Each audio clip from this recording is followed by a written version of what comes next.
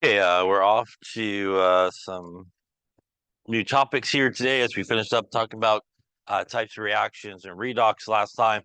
We're off to kind of putting together the last couple of chapters, which is grams, moles, balancing equations, and we're going to talk about stoichiometry in this chapter-ish, or chapters, parts of chapters. Also, we'll get into molarity and concentration, and we'll talk about titrations as well, which are sort of stoichiometry type problems, which will be helpful for, I think, the next lab that's coming up next week, maybe.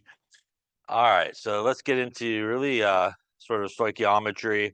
And when we talk about stoichiometry, it is involving really the relationship that you could get from a balanced equation. So all stoichiometry for sure should always start with a balanced equation. So if we have an equation, say like, and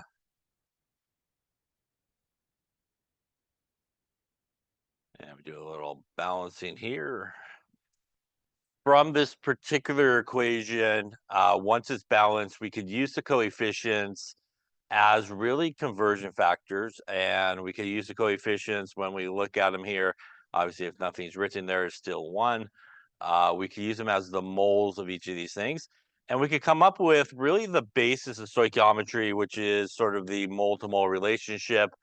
We could say that for every 3 moles of H2, I would also need to put in there 1 mole of N2. So once again, that is nothing more than just the coefficients. There's no magic to it. It is just using those coefficients as a conversion factor. We could also see from this equation that for every 3 moles of H2 we put in there, we will get out 2 moles of NH3. We could see that for every 1 mole of N2, we get out 2 moles of NH3 as well. So these are basically what is referred to as the mole-to-mole relationship. These are all equalities. And clearly they are not equal to each other in the sense of 3 does not equal 1, obviously, but they're equal to each other in sense of sort of proportion of what you need to come together for this reaction to take place. So just like if you're going to make some cookies or something like that, you need a certain amount of flour, eggs, butter, all that type of stuff to come together to make a dozen cookies. These are basically the proportions that are necessary for each of these sort of reactants, for example, to produce a certain amount of products. Now, because these are really equalities, like any equality, we could really write conversion factors from them. So, for example, for the first one, we could say for every 3 moles of H2, we get 1 mole of N2. Or for every 1 mole of N2, we get 3 moles of H2. For the second guy, we could do 3 moles of H2 over 2 moles of NH3, or 2 moles of NH3 over 3 moles there of H2. H2. And lastly, we can say for the last one there, for every 1 mole of N2 over 2 moles of NH3, or for 2 moles of NH3, we get 1 mole of N2. So from this one balanced equation, it really gives us 6 different conversion factors that potentially you could use in a problem. Will you use all of them in a problem? No, you most likely will probably just use one of them in most cases, or maybe 2, but most cases just 1 to do the problem. But it does give us a way to do that. The reason for this is in basic stoichiometry problems, or really in stoichiometry problems in general, you're given enough information about something in the equation, but you're actually not interested in that thing. You're actually interested in somebody else in the equation. So, for example, you may be given enough information about H2, but ultimately you want to know about N2 or something like that. So you need a way to convert from H2 to N2. So instead of looking up in a table to find a conversion factor, which you won't, we use the actual equation itself as a conversion factor that allows you to go from, say, H2 to N2. And you could do stoichiometry in terms of relationships. And sometimes people think that you have to do stoichiometry by always sort of crossing over the arrow, like reactants to products, which you can. You could also do stoichiometry from products back to reactants. You could also stay on the same side of the arrow, do stoichiometry between two reactants. You could also do stoichiometry between products as well. So it doesn't necessarily mean you always got to cross the arrow when you're doing stoichiometry. You can use these relationships for anything. So, for example, if we look at something like this, and let's just say that we produced, we'll just go with 25.5 grams of NH3, and we want to know how many grams, say, of H2 did we start with. So when we do these type of problems, what we want to do is really, when we do basic stoichiometry problems, there really is kind of 4 basic steps that you do. And those 4 basic steps, really, when you kind of do stoichiometry problems, are really kind of what we see here. You want to write a balanced equation. So you always want to make sure you have a balanced equation. Stoichiometry really doesn't work if it's not balanced, because you won't have the right mole-to-mole relationship. You want to then take whatever they give you, basically, and you want to convert to moles. Now, a lot of times when we do sort of convert to moles, what we would be looking at perhaps is going eventually from grams to moles. And as we hopefully remember, that is still our molar mass from the periodic table, and grams per mole. That's going to allow you to do that. Now, you could be given units of all kinds, but pretty much whatever they give you, you eventually probably want to get them to grams, and then you want to get them to moles. Sometimes you are going to start in grams and go directly to moles, but you may have maybe pounds or some other type of unit that you need to kind of convert to grams first and then get to moles. Once you have that, you could do the actually big stoichiometry move, which is the mole to mole relationship, and that comes from the balanced equation.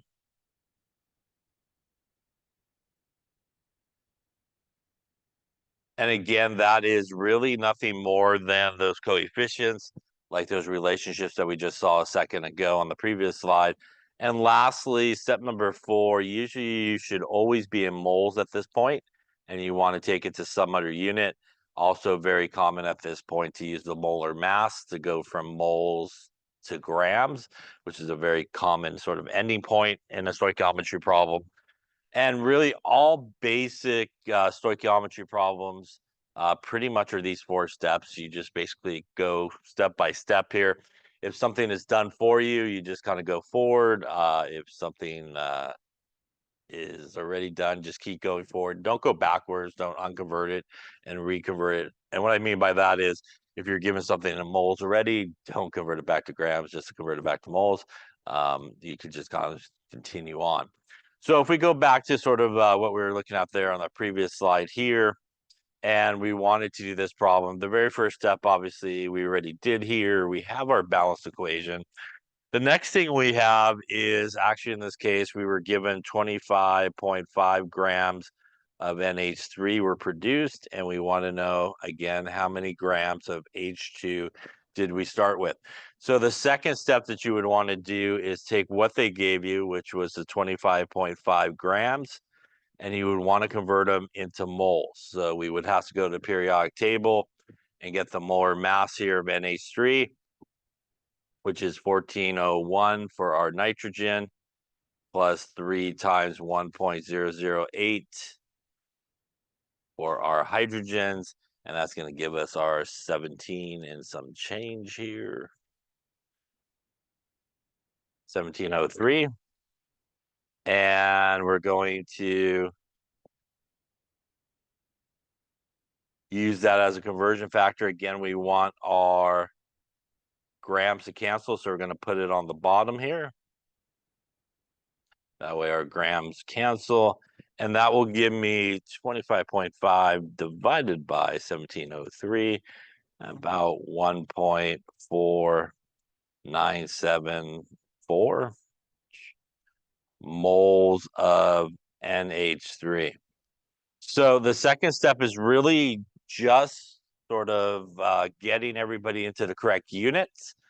And the reason we need to do this is, as you can see, really the only piece of information that was given to us was this guy. But we're not really interested in this guy. We're actually interested in the H2. So this is where the third step comes into play, and this is really the big stoichiometry step. We're going to go to the equation and find the relationship between the two things I circled, and that relationship is right here. For every 3 moles of H2, we get 2 moles of NH3. So remember, we want to get rid of NH3. That gives us really these two conversion factors possible to use in this problem. Since we do want to get rid of NH3, we are going to use the NH3 in the opposite location. It's on top right now. It would need to go on the bottom, so we would have to use a conversion factor there on the left. And that would be our third step, which is the big stoichiometry part of the calculation here. So we're going to use our mole-to-mole relationship, and we're going to continue on with our number here, 1.4974 moles of NH3. Using our relationship here, for every 2 moles of NH3, we have 3 moles of H2. So we'll times it by 3, divide it by 2, and that will give us something like 2.2460 moles of H2. So that was the big stoichiometry step that came from the balanced equation. It was the coefficients. Now we're close to the answer that maybe we want. If we did want moles, we would actually be done and we could just put a box on it. But in this case, we did want grams. So we do have to do step number 4, which is take it from moles to grams now, right? Moles to grams. We do also have to remember that we are no longer using NH3 at this point. We just did the stoichiometry to get to H2, which means when we use the molar mass on the back end here, it does need to be H2 and not NH3. So that's going to be 2 times 1.008 grams per mole. Gives us our 2.016 grams per mole as our molar mass for H2 should be. And that's what we're going to use again as a conversion factor here. So our last part here would be 2.2460 moles of H2. And we'll go with 2.016 grams up on top because we do want to end it with grams. And there it is. Those cancel. And we will end up with here. It's like maybe a 4.53 grams of H2 in this case. So these are the 4 really basic steps here for a stoichiometry problem. You always want to just follow those steps in order and not skip a part. I personally here did it step by step just to kind of show you each of the steps, and I got an answer after each part. I again would not round too much if you do it that way. You don't have to do that. You could just, kind of piggyback one right after the other, the calculations here. You could just kind of go right through all those calculations together and get to the end, obviously, as well. But if you do want to do step by step and get an answer, again, don't round too much until the end if you do that. Any questions on that there? Okay, so why don't you try one here then? Let's see.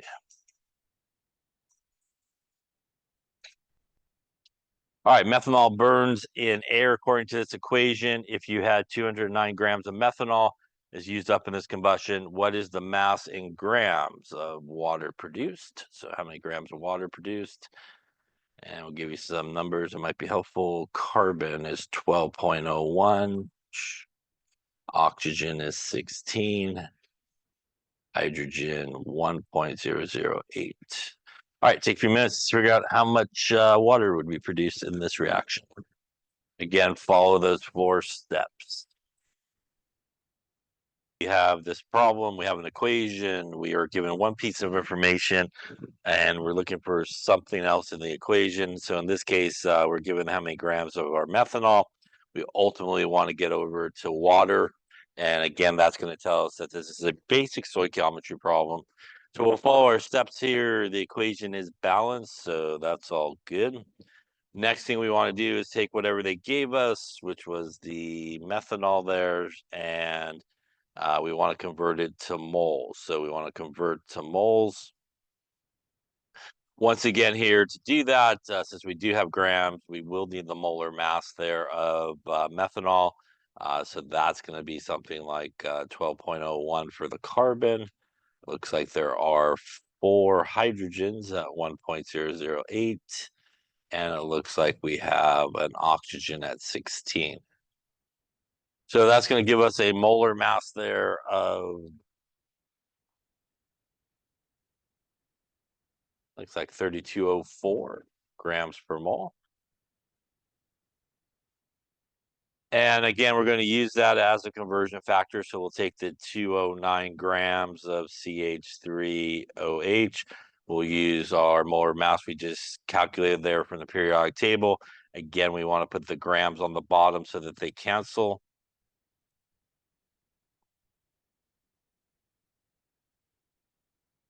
And once again, if you do get an answer at this point, you're looking at something like, looks like 6.5231 moles of methanol.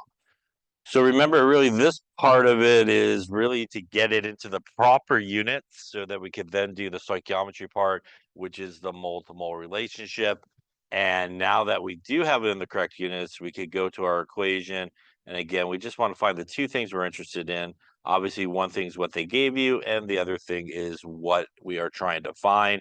And from that equation, just the coefficient, we see that for every 2 moles of methanol, gives us 4 moles of water.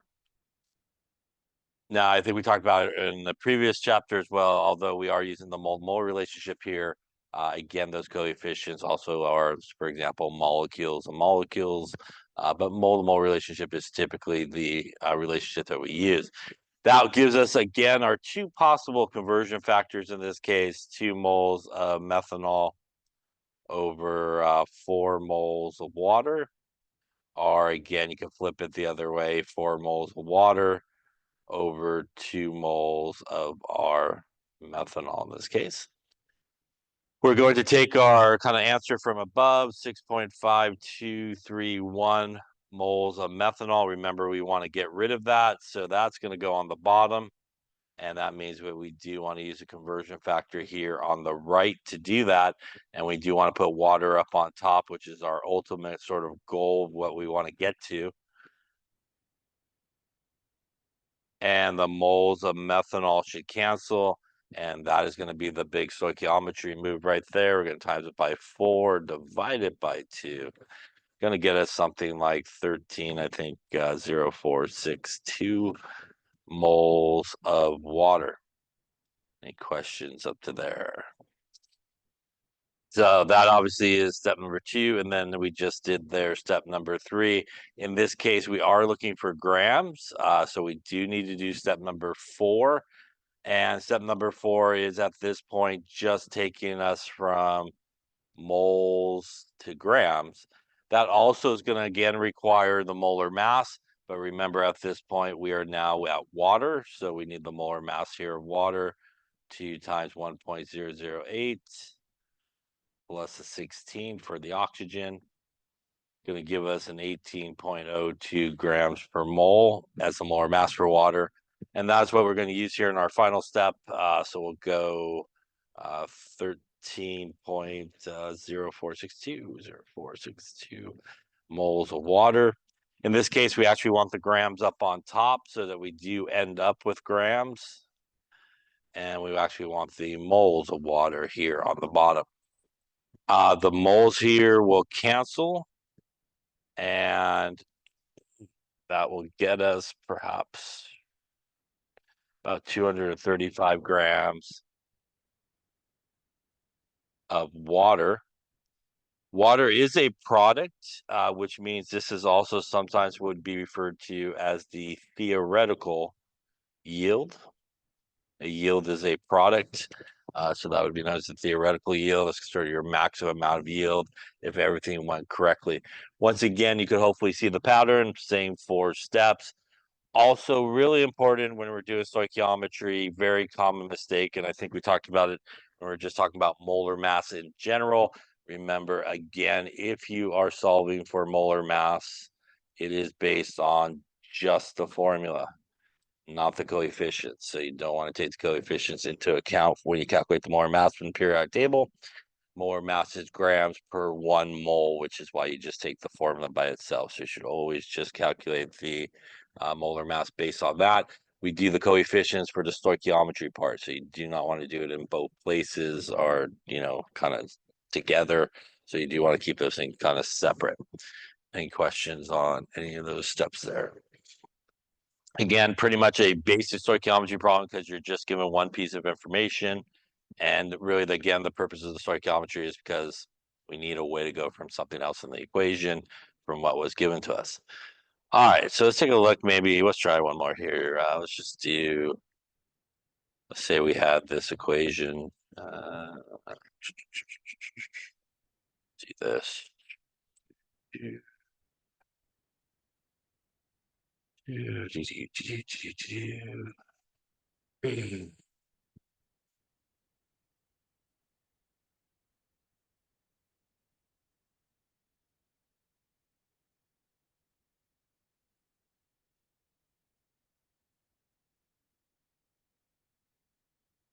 Let's say we produced, we'll go with 0.553 grams of PbCl2. How many, we'll do grams this time, grams of, we'll go with,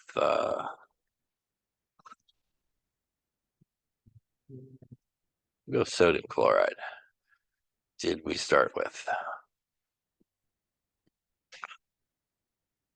All right, give it a go. See what you come up with. I'll give you some numbers here. It might be helpful. We got lead, 207.2.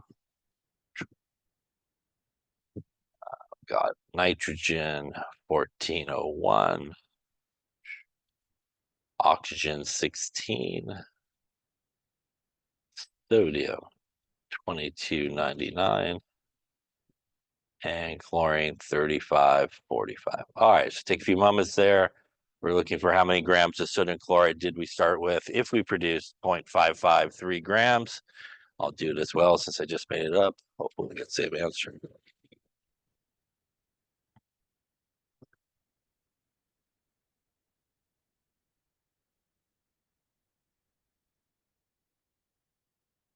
Okay, let's take a look at this again. We produce 0.553 grams of lead 2 chloride. We want to know how much sodium chloride we started with. Again, we're given really one piece of information, so really a basic stoichiometry problem. All stoichiometry problems does need to start with a balanced equation, and in this case, it is not balanced, so we need like a 2 there and a 2 there, I think, to balance it. So again, you want to make sure you always make sure that the equation is balanced, or pretty much none of this is going to work well. We are given 0.553 grams of lead 2 chloride in this case. That means we do need to convert it to moles, which would be our second step. We're going to go and convert to moles here. We will need the molar mass to do that, and we do need the molar mass of our lead 2 chloride. Lead there at 207.2 grams per mole. And we got a couple of chlorines at 3545 basically. And that's going to give us a molar mass there, 207.2 plus 2 times 3545, 278.1. And so we'll take our 0.553 grams of PbCl2. Here we want to end up in moles, so we're going to put the grams on the bottom, 278.1. And once again, if you do get an answer at this point, you're looking at something like, not that, like this. And once again, I would not round too much at this point, so I'm just going to take it to a few extra digits here. Moles of PbCl2. Remember, though, that we're not really interested in the PbCl2 in this case. We are interested in the sodium chloride. So that's going to be the stoichiometry part, which is our mole to mole relationship from the equation. And we can see from the equation every 2 moles of sodium chloride gives us 1 mole of PbCl2. So again, we're going to use that as our conversion factor. So we'll continue on with my number here of 0.0198849 moles of PbCl2. In this case, we do want the sodium chloride to end up on top so that we end up with that. On the bottom, we want the PbCl2 moles so that they cancel. And if we do that, we'll times that by 2. And that'll give us something like 0.003977 moles of sodium chloride. We have now successfully transferred from PbCl2 to sodium chloride in this case. That means that what is left is we do want grams. So at this point, we will now need the molar mass here of sodium chloride. So that's going to be a 2299 grams per mole plus a 3545 for our chlorine. Going to give us a molar mass here, 5844 grams per mole. And that would be our 4th step here, which would be 0.003977 moles of sodium chloride, using the molar mass of sodium chloride from the periodic table. Moles of sodium chloride cancel, and we do end up with here 0.003977 and 0.232 grams of sodium chloride would be necessary in this case. Once again, though, I did do a step-by-step just to show you, but as we talked about previously, you could just, again, go kind of all the way through to the end, and one calculation is fine as well. Any questions on any of those steps there? So again, a reminder that, I don't necessarily have to always go across the arrow to do stoichiometry. You can stay on the same side of the arrow and, kind of figure what you're looking for. So for example, if I was looking for, in this case, for example, a different sort of question, maybe steal that there. Let's just say that I wanted to figure out how much of my sodium nitrates I would also produce. I could just pick it up from here when I converted my lead 2 chloride into moles and do the mole to mole relationship between these two guys as well.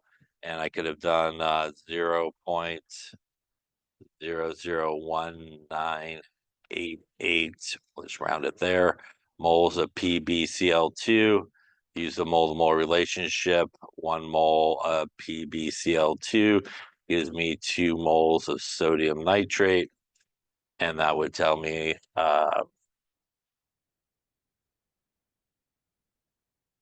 0.00398 moles of sodium nitrate, which I could use then the molar mass of sodium nitrate, which would be something like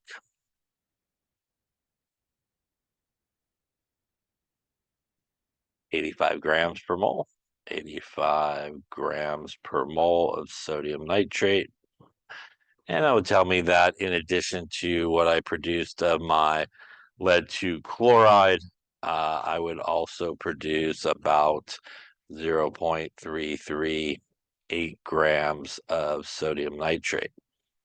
So, once you sort of get one of the sort of participants there in the equation into moles, you could do the mole-to-mole relationship to everybody and basically figure out what everybody has or is ending up with or that's left over. Any questions on basic stoichiometry problems? It really just follows the same 4 steps.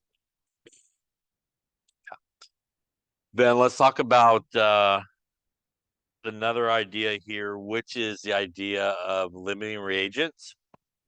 Limiting reagents, which are also sometimes called limiting reactants, means that in every sort of reaction that takes place, there's always going to be, based on stoichiometry, a reactant that sort of gets used up first, or a reagent that gets used up first. And that is what is known as your limiting reagent. So for example, very simple demonstration, if I have A plus B to make A and B, and if A gets used up first, there is no possible way of making any more product. And that's why the limiting reagent is really important. The limiting reagent is always the one that determines how much product you can make, because as soon as it's used up, there is no chance of you making any product because you need it to make the product. So it is a limiting reagent. If this guy, for example, was my limiting reagent, it is the one that determines how much product you make. By default, though, if B was, plenty, that is what is sometimes referred to as the excess reagent.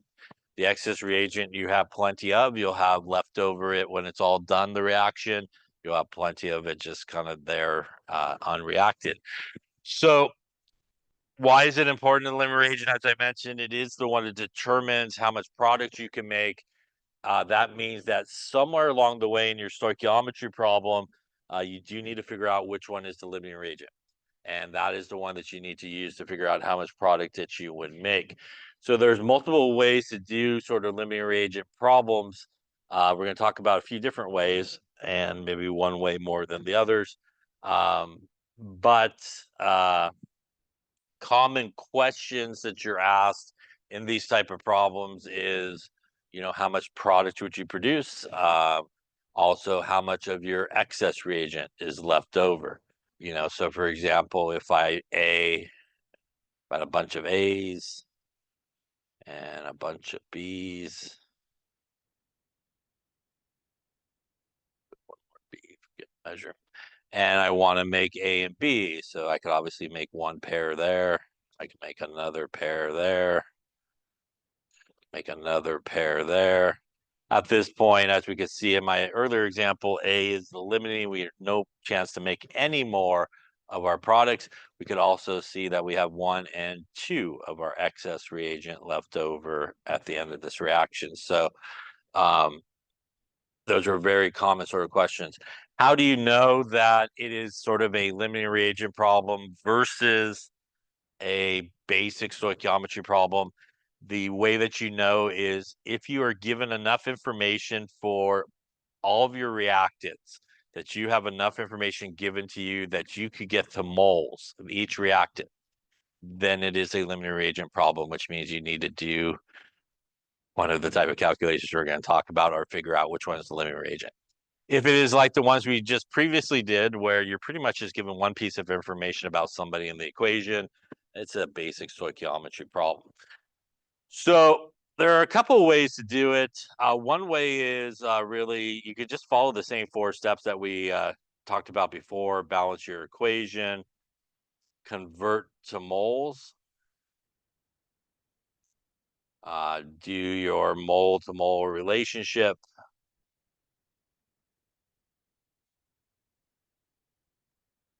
and then obviously convert to moles to some other unit.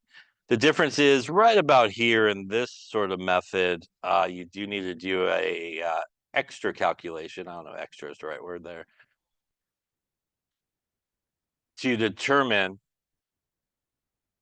the limiting reagent. So at that point, you need to do like a little extra calculation, small little calculation to figure out which ones are going to be your limiting reagent. At that point forward, you should always continue on with only the starting amount of your limiting reagent for the rest of sort of the problem.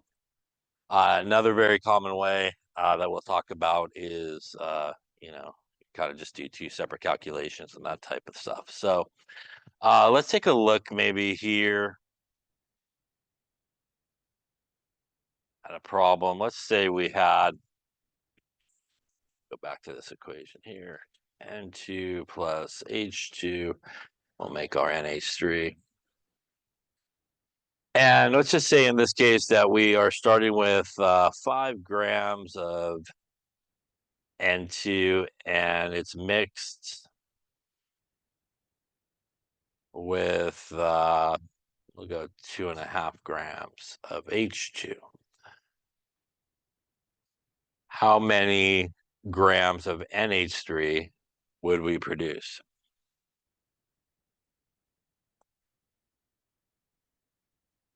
Okay, so first off, when we look at this, we are given information about N2, which is a reactant. We're also given information about H2, which is also a reactant. We are given the grams of each of these guys, and from grams, we can very easily get to moles. So that is the big hint here that obviously this is going to be a limiting reagent type of problem because we could definitely get to moles of each reactant. Again, if you can't get the moles of each reactant, it's just a basic problem. You don't have to do a limiting reagent type situation. So we're going to take first approach, which is going to be kind of like what we were just doing. We're just going to kind of do a limiting reagent sort of calculation to figure out what we need. But really, no matter what approach that you take, pretty much the first two steps are the same for everything. You need to make sure the equation is balanced. So once again, here we need to balance up this equation. So that's number one. Number two is still really the same. We just need to convert to moles of whatever they gave us. So in this case, we're going to take our 5 grams of N2. We will use the molar mass of N2 from the periodic table, which is 2 times our 1401, which is going to be our 28.02 grams per mole of N2. And that will get me, in this case here, looks like 0.1784 moles of N2. We'll do the exact same thing for our other reactant that was given to us, 2.5 grams of H2. And we're going to divide it by the molar mass here of H2, which is our 2.016 grams per mole, 2 times 1.008 basically. And what we're going to do then is take 2.5 and divide it by that. And that will give us 1.240 moles of H2. What both of these numbers represent in this particular case is this represents the starting amounts of each of these reactants. Now, a very common mistake that people make at this point is they choose the smaller one and go, that is my limiting reagent. And that is not always the case. So you cannot determine, or you should not determine, which one's your limiting reagent just solely by which one's the smallest. So it will not always necessarily be the smallest. You do have to do some type of calculation to determine which one's your limiting reagent. And that's what I'm going to do right here. So I'm going to do a calculation to determine which one is the limiting reagent. And it's just going to be a very simple calculation between the two reactants where I'm going to try to use up one reactant and I'm going to try to see how much of the other one I need to do that. So you can pick either reactant. So for example, I'm going to first try to figure out here with my limiting reagent calculation, if I want to use up all of the N2 that I started with, how much H2 is needed. So that is just a really simple sort of stoichiometry problem. I would take the starting amount of my N2 that I want to use up. I would go to the equation and find the relationship between N2 and H2, which we can see is for every 1 mole of N2, I get 3 moles of H2. And when I do that there, I'll end up with 0.1784 times a 3 in this case. And what that calculation is basically going to tell me is if I want to use up 100% of all of the N2 that I'm going to start with in this case, I need to toss in there 0.535 moles of H2. What I want to do then is compare that to the starting amount and see if I have enough. And do I have enough?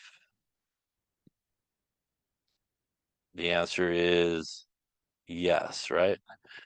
I only need 0.5 moles of H2 and I have 1.2 moles of H2 to start with. I have enough. And what that means is if you have enough, that would mean that that reagent is your excess reagent. And by default, your other guy would be your limiting reagent. So that little simple calculation right there will tell us which one is the limiting reagent and which was the excess reagent. Any questions on that there? As I mentioned before, it really doesn't matter which reagent you choose. So for example, I could have, if I wanted to, in terms of a limiting reagent calculation, figure out if I want to use up all of my hydrogen, how much nitrogen is needed. So I could have done really the reverse calculation. And if I did that, I would take my 1.24 moles of hydrogen I'm starting with. I would use the same mole to mole relationship, just reverse 3 moles of hydrogen on the bottom, 1 mole of nitrogen up on top. And that would tell me 1.240 divided by 3, 0.413 moles of nitrogen is needed. And now when I compare that to the nitrogen that I am starting with, I do not have enough. And it tells me the same thing, that because I do not have enough, the nitrogen is my limiting reagent and the hydrogen in this case is my excess reagent. So you could choose either reactant. You don't have to actually do both. You could choose either one. And they both will tell you the same thing in terms of which one's your limiting reagent. Any questions on that there? All right, so no matter which one that you chose here, now that you've figured out which one's your limiting reagent, which in this case is the nitrogen, we're going to use the nitrogen starting amount, and that's really important to make sure you go back to the starting amount. And you're going to use that to figure out how much product you're going to make. So if I rewrite this here,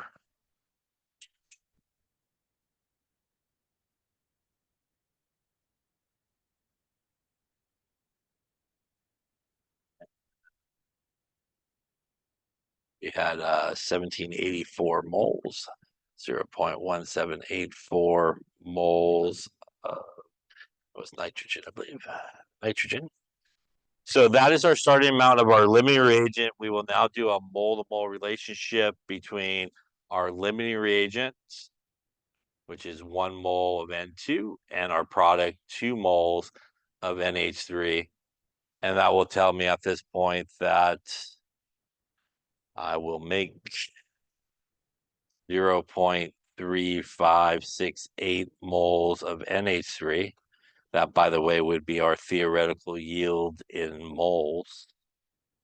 And if I want to know how many grams that would be, I would need the molar mass of NH3, which again is our 1401, plus R3 times our 1.008 for our NH3. And that's going to give us our 17 and change molar mass there, 1703. And lastly here, we could then go 0.3568 moles of NH3, 17.03 grams per mole, molar mass from the periodic table.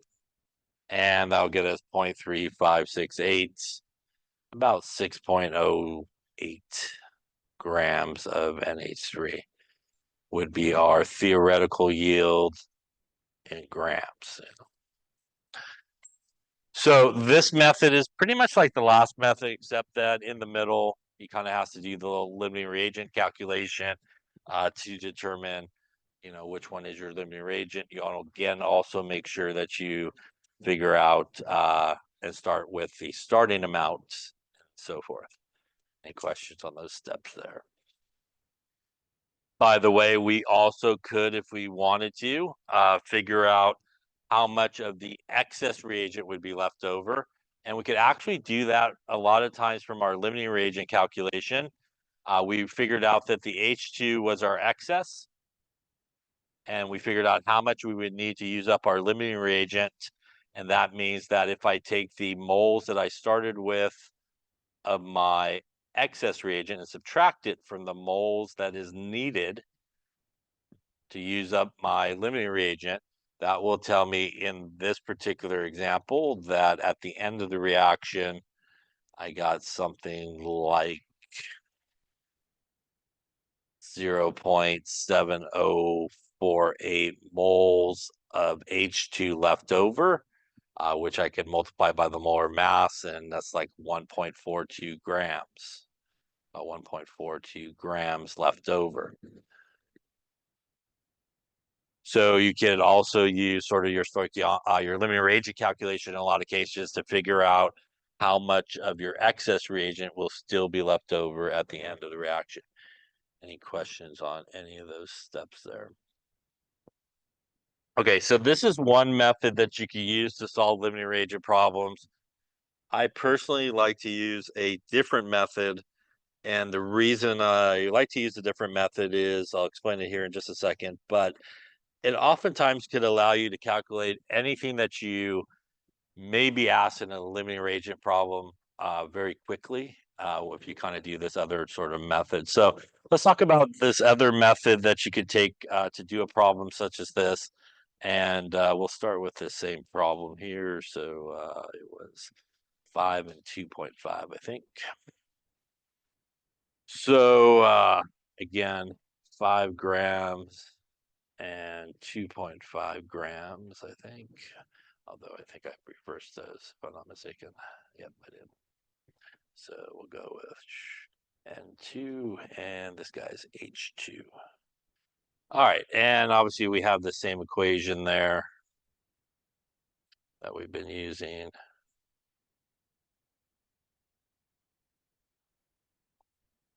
All right, so in this method, this is what is referred to as a ice table method. And the nice thing about this is it really does sort of allow you to solve for everything that you need. It's also really good if you are planning on taking 200B, is pretty much the calculation you'll do nonstop in 200B, very similar to this. So it's helpful in that sense as well when you get there, I suppose, that you've seen it before. So let's talk a little bit about this method. So this ice table method, and in the case of how we'll use it, ice is initial, I is change, and E is end in our case. When you go to 200B, it's equilibrium, but here we'll use it as sort of end. Now we represent the change as an X usually is sort of the letter that we use to represent the change. So how you do this method is, again, the same as all other methods. You want to make sure you first balance the equation. You want to also make sure that you convert these guys to moles. So since we just did that on the previous example, I'm just going to steal the numbers, but obviously you would go through the steps to convert them to moles. So we had 0.1784 moles of our N2, and 1.240 moles of our H2. So like, so now there, it's 84. Okay, so these are our moles that we previously calculated. Obviously, you would use the molar mass and calculate it if it was a new problem. So to set up sort of the ice table here, what we would do is we would take the equation here, and we basically would start with our moles. And these are going to be what would go in our initial sort of line on our table. These are our initial moles. So for our H2, we have 1.240. For our N2, we have 0.1784 moles. And you can safely assume that you have nothing of the product size. So it's just 0 there to start with. Now, the change is really what's happening in this reaction. So as this reaction takes place, we should expect this reaction to go from left to right, and we should be making more products. In order to make products, we have to use reactants to do so. And that means that the reactant amount should be coming down. And we represent that in an ice table as if we're decreasing the amount of something as minuses or subtracting. And obviously the product amount should start to increase. So that's displayed as positive or pluses on the product side. And we do use X to represent the change. So this would be minus 3X. This would be minus X and plus 2X. So we do use the X for the change. And the most important part when you do this type of thing is we also take into account the coefficients here. And if you do not do that, you will have the wrong mole-to-mole relationship. So that's why it is minus 3x here for the coefficient. That bundles the mole-to-mole relationship all together with the calculation. Obviously, the N2 is 1, the coefficient, so that's minus 1x basically. And the coefficient there is 2 for our NH3. So that is equivalent to doing like 3 moles to 2, the kind of mole-to-mole relationship. So really important that you do that. What we're going to do now is we're going to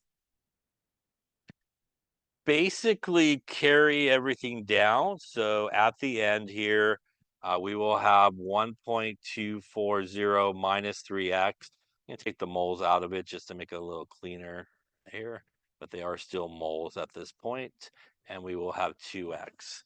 So we basically just dropped everybody down. At this point, this is where we're going to be able to kind of very quickly determine which one's going to be the limiting reagent.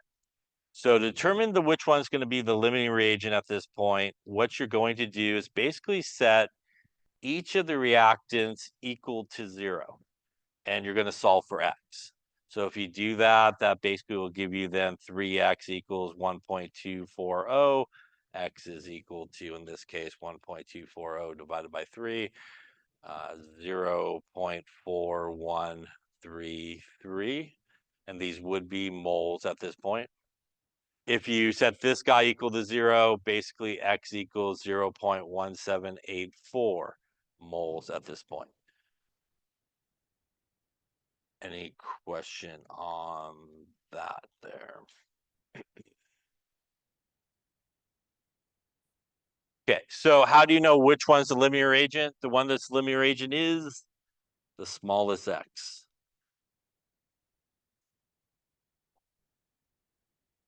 So in this particular case, we can see that this is the smallest x value. That means, just as we saw earlier, this is going to be our limiting reagent, and our H2 would be our excess reagent in this case. So we no longer will need this number over here. Any questions on that there? So why is that number really important? That number is really important because, frankly, that x value here is that x value right there, that x value right there, and that x value right there. It is all those x values, which means if we get to the problem that we were looking for originally was how many grams of our NH3 did we produce? We know that looking at our table at the end, the moles of NH3 equals 2 times x, which means that would be 2 times 0.1784 moles. And that will get us 0.1784 times 2, 0.3568 moles of NH3. We then could use our molar mass like we did previously there for NH3 to convert it into grams, 1703, and we got like 6.08 grams there would be produced. So as you can see there, it's the exact same number that we got using the other method. So why do I think this is a better way? Very quickly, you could also answer the other question, like how much of our excess reagents left over, because now I know for my excess reagent, it equals that at equilibrium. So I could very quickly figure out my leftover by taking 1.240 minus 3 times our X value. And now very quickly, without having to necessarily go restart a whole new sort of thought process and calculation, I can figure out from the table here that I should end up with 0.7048 moles of my leftover H2, which again, I can multiply by the molar mass of H2.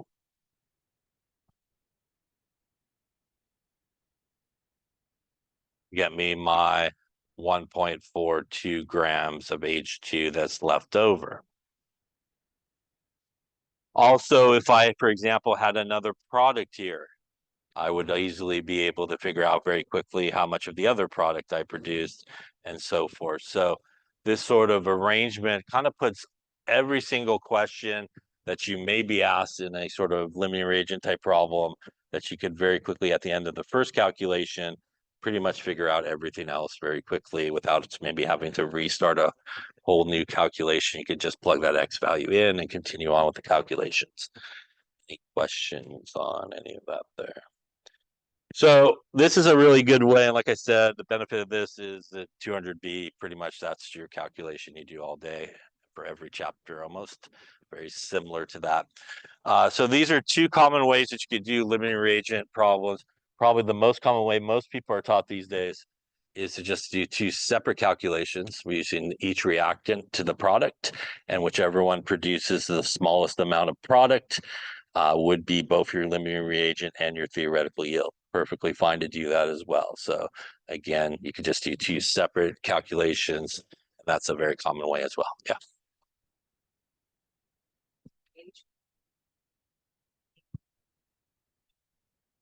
Usually you use four significant figures for the molar mass, and that's usually 1.008. There are a lot of textbooks now in periodic tables. Sometimes they round that one to 1.01. So technically you can use either one, but usually 1.008 is usually more the common number. But nowadays I do see a lot of periodic tables, they kind of round that one up and stuff like that. Other questions? All right, so again, we basically just talked about three different ways to do these problems. Again, if you've learned probably the other way earlier and you're comfortable with doing it that way, I don't really care which way you do it. Yeah, as long as you choose a legitimate way of doing it. So let's take a look at another one. Maybe why don't you try this? You mix together 124 grams of aluminum and they react with 601 grams of iron 3 oxide. How many grams of aluminum oxide will be formed? So why don't you give it a go? I'll give you some numbers here. Aluminum 2698, oxygen 16, iron 5585. And who else you need there? Aluminum, oxygen, iron. That's it. All right, so see what you come up with here.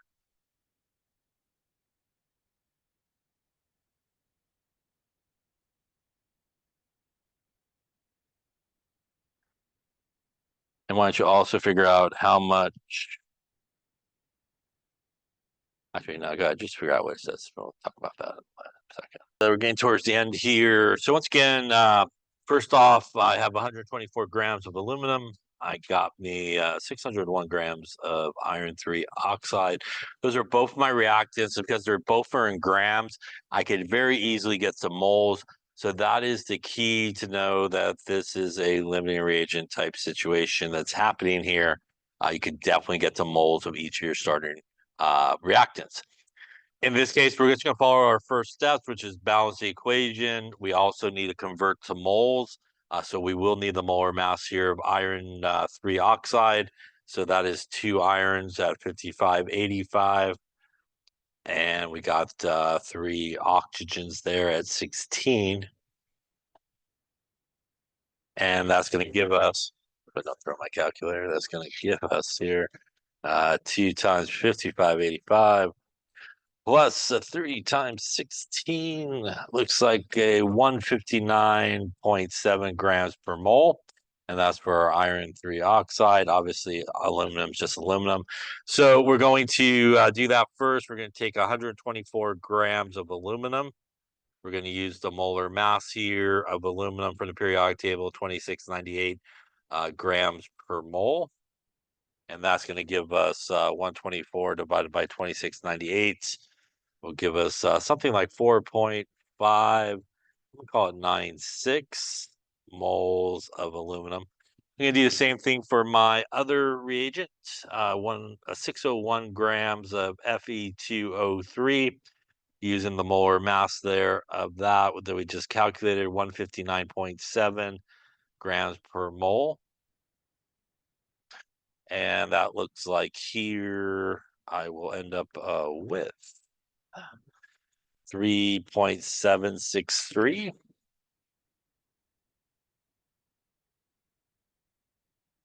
All right, so now that I have the starting amounts here, I'm going to do the ice table approach again so you can see it a couple of times here.